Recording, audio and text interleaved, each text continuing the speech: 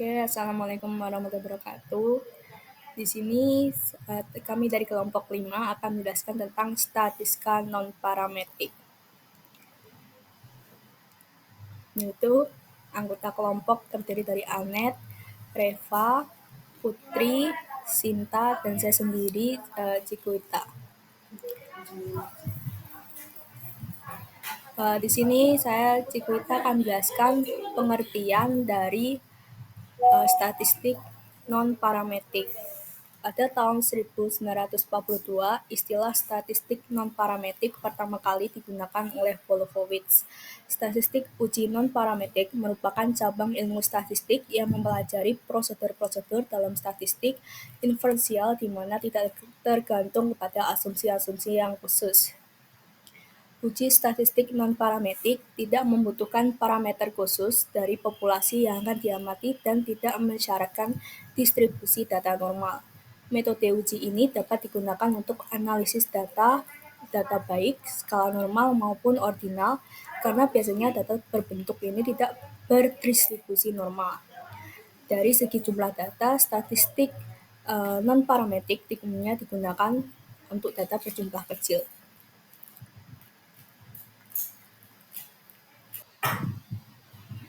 Terus di sini saya akan memberikan perbedaan antara statistik parametrik dengan statistik non-parametrik.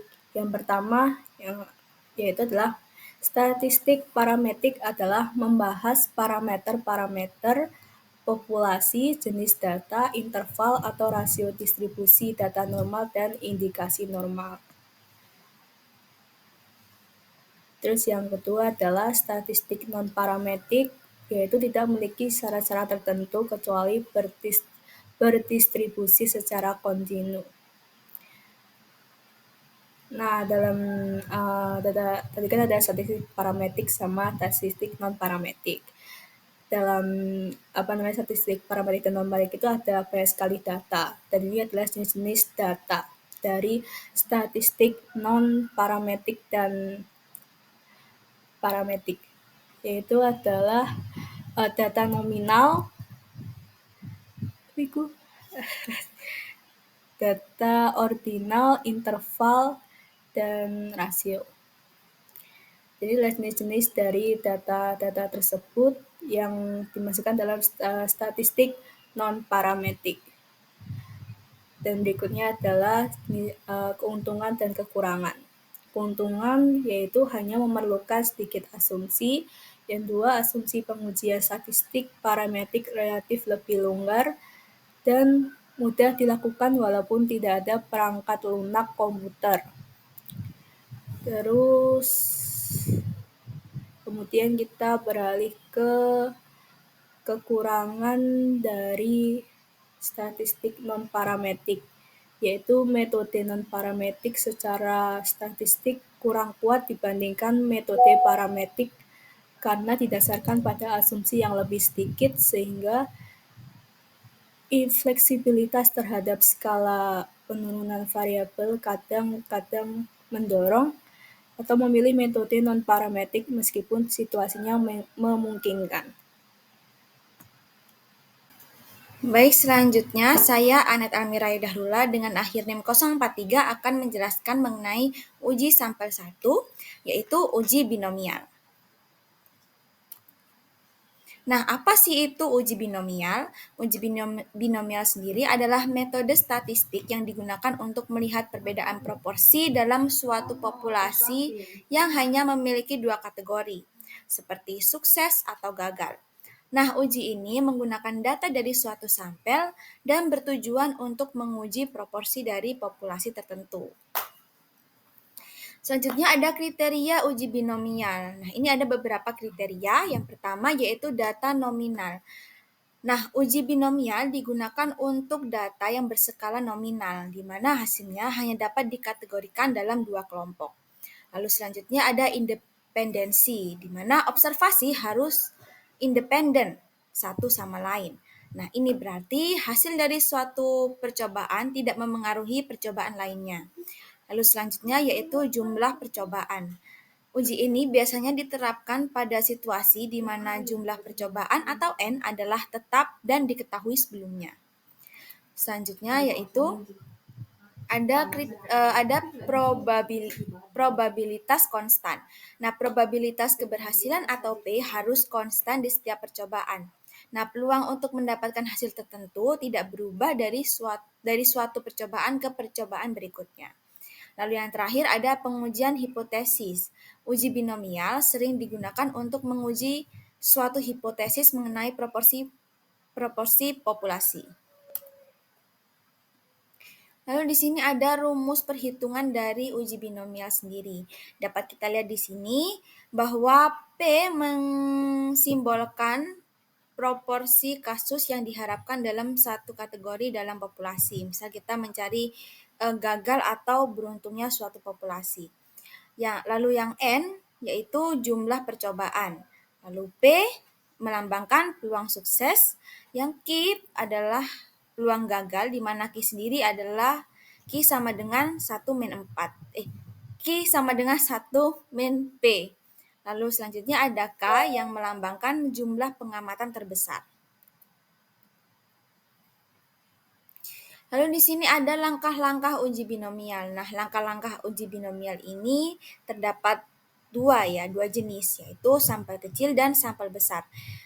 Nah, cara melakukan langkah-langkah tersebut yang pertama yaitu menentukan hipotesis. Hipotesis 0 atau HO berarti proporsi sesuai dengan nilai yang diharapkan. Lalu hipotesis alternatif atau H1 yang berarti proporsi berbeda dari nilai yang diharapkan. Lalu selanjutnya yaitu melakukan percobaan. Hitung jumlah total percobaan dan jumlah kejadian yang sukses atau yang sesuai harapan. Lalu selanjutnya yaitu hitung probabilitas. Gunakan rumus binomial untuk menghitung probabilitas atau rumus yang sebelumnya tadi dari hasil yang diamati. Selanjutnya yaitu bandingkan dengan nilai P kritis. Jika hasil rumus yang tadi itu lebih ekstrim, maka tolak H atau H0 atau hipotesis 0. Lalu selanjutnya yaitu kesimpulan. Jika P value lebih kecil dari alfa, tolak hipotesis 0 dan simpulkan bahwa hasil berbeda signifikan dari yang diharapkan. Jika P value lebih besar dari alfa, maka gagal menolak hipotesis 0. Lalu selanjutnya yaitu langkah-langkah untuk sampel besar. Yang pertama yaitu tentukan hipotesis, sama seperti yang dilakukan sampel kecil. Lalu selanjutnya yaitu lakukan percobaan. Hitung jumlah total percobaan N dan jumlah kejadian sukses K. Yang ketiga, hitung nilai Z. Gunakan rumus berikut untuk menghitung nilai Z, seperti yang tertera di PPT. Di sini N melambangkan jumlah total percobaan, P melambangkan proporsi yang diharapkan, P0 yaitu proporsi pada populasi, dan Q0 yaitu peluang gagal. Selanjutnya yang keempat yaitu kita harus mencari nilai p-value dari distribusi normal standar. Gunakan nilai Z tadi menggunakan rumus sebelumnya untuk mencari p-value dari tabel distribusi normal standar. Yang kelima, bandingkan dengan tingkat signifikansi alfa dengan cara jika p-value lebih kecil dari alfa, tolak hipotesis 0. Dan jika p-value lebih besar dari alfa, maka gagal menolak hipotesis 0. Yang keenam, yang terakhir, yaitu kesimpulan. Sama seperti pada sampel kecil, tergantung pada nilai p-value. Apakah hasilnya sesuai dengan harapan atau tidak. Saya Ravena Bella Putri dengan NIM 23044 akan menjelaskan uji 2 sampel berhubungan uji Menemer.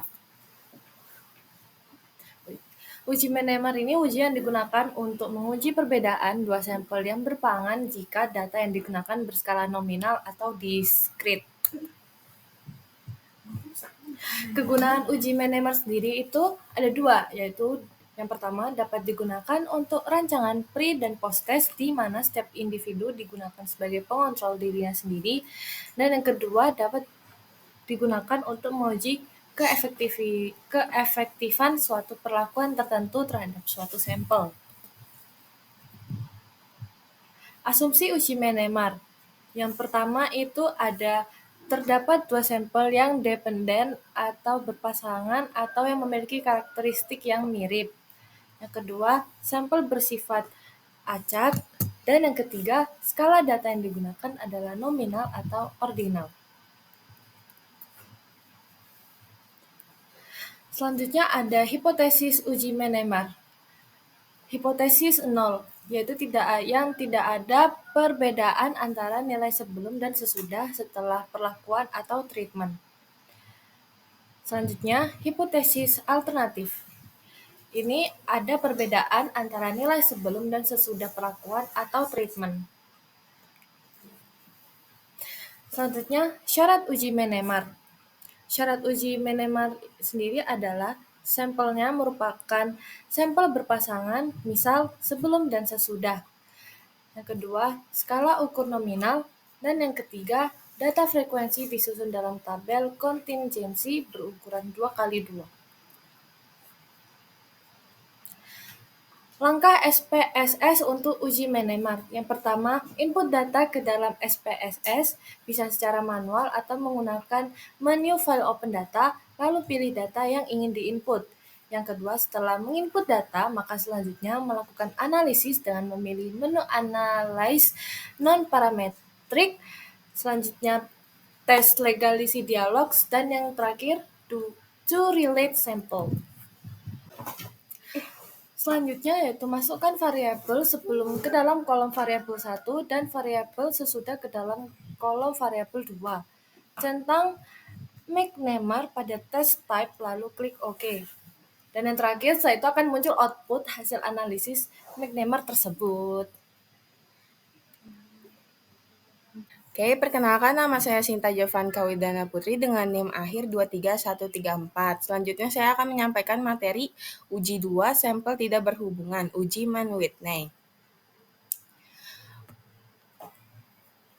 Uji Mann-Whitney digunakan untuk menguji perbedaan median dan juga mean dari dua kelompok berbeda. Kriteria dalam uji Mann-Whitney.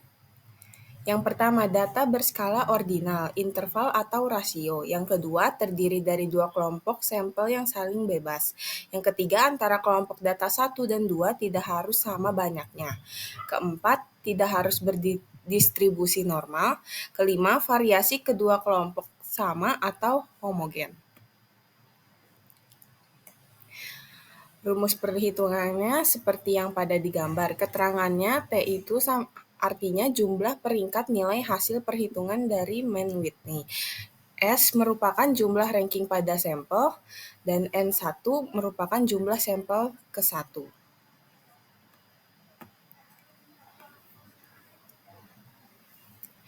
Langkah-langkah pengujiannya. Yang pertama itu pengurutan nilai mulai dari yang terkecil hingga terbesar. Yang kedua, pengurutan dilakukan tanpa pemisahan kedua sampel.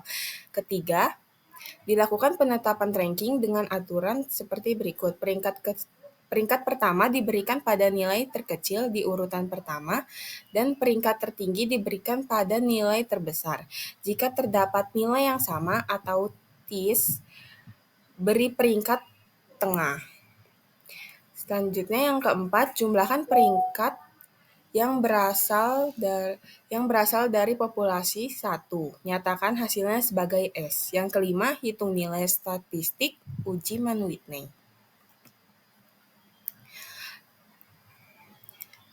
Selanjutnya itu kaidah keputusannya.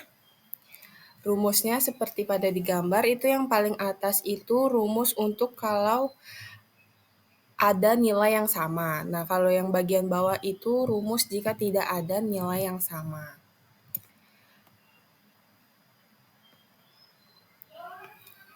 Selanjutnya, saya akan menyampaikan materi yang uji 2 sampel tidak berhubungan, materi uji median.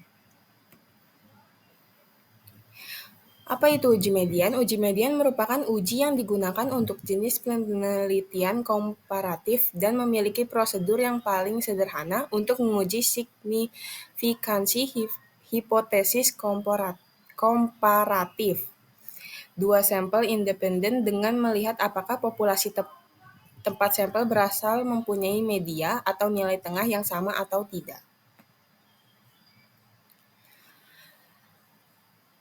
Kriteria dalam uji median sendiri yang pertama, 1. Data terdiri dari contoh acak X1, X2, sampai Xn atau X tak terhingga, yang berasal dari populasi 1 dengan median Mx dan contoh acak Y1, Y2 median My. Nilai Mx dan My tidak diketahui. Yang kedua, skala pengukuran ordinal. Yang ketiga, bersifat kontinu pengubah yang diamatinya. Yang keempat, mempunyai bentuk sebaran yang sama pada kedua populasi. Yang kelima, dua populasi mempunyai median yang sama untuk setiap populasi. Peluang P sebuah nilai pengamatan akan melebihi grand median yang sama. Oke, yang selanjutnya langkah pengujian dari uji median. Yang pertama itu kita menggabungkan seluruh pengamatan dari kedua populasi, kemudian menghitung median dari N1 dan plus 2 pengamatan. Yang kedua, mengklasifikasikan pengamatan ke pengamatan dalam bentuk tabel kontingensi. Yang ketiga, jika contoh mendekati sebaran normal, statistik uji dapat dihitung melalui rumus perhitungan X2, seperti yang terdapat pada PPT. Selanjutnya yang keempat, menentukan kaidah keputusan. 1. X2 hitung kurang lebih X2 tabel, maka H0 diterima. Yang kedua, X pangkat 2 hitung lebih dari X2 tabel, maka H0 ditolak. Nice. Oke, selanjutnya akan diteruskan oleh rekan kelompok saya, Putri Mardia. Saya Putri Mardia Ningrum dengan NIM akhir 078 akan menjelaskan materi selanjutnya, yaitu uji Wilcoxon. Nah, apa itu uji Wilcoxon? Uji Wilcoxon Sign Rank adalah uji non-parametrik yang digunakan untuk mengevaluasi perbedaan antara dua kelompok data berpasangan yang memiliki skala ordinal atau interval, tetapi distribusi datanya tidak normal. Uji ini bertujuan untuk menentukan di mana saja terdapat perbedaan antara kedua kelompok data tersebut. Jadi, uji Wilcoxon itu terdapat dua jenis, yaitu yang pertama pengujian Wilcoxon Rank Sum. Pengujian ini digunakan untuk menguji hipotesis bahwa dua kelompok data memiliki karakteristik yang serupa. Dalam pengujian ini, asumsi utama adalah bahwa data berasal dari populasi yang sama. Data diukur menggunakan skala interval dan dipilih secara acak serta independen. Lalu yang kedua ada pengujian Wilcoxon Side Rank. Pengujian Wilcoxon jenis kedua ini adalah side rank.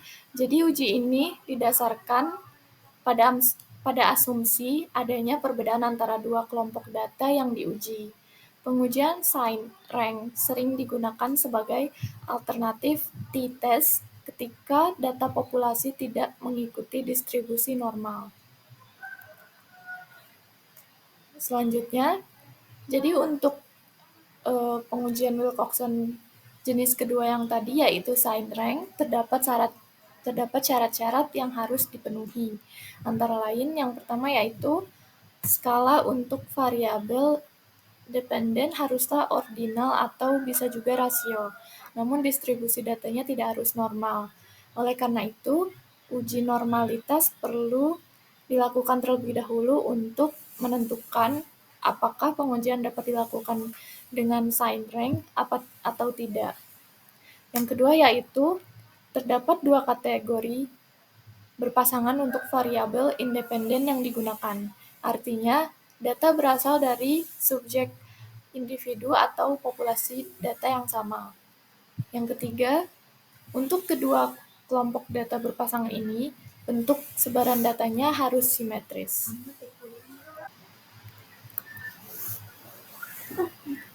Ya, sekian presentasi dari kelompok kami, kelompok 5. Mohon maaf bila ada salah kata. Wassalamualaikum warahmatullahi wabarakatuh.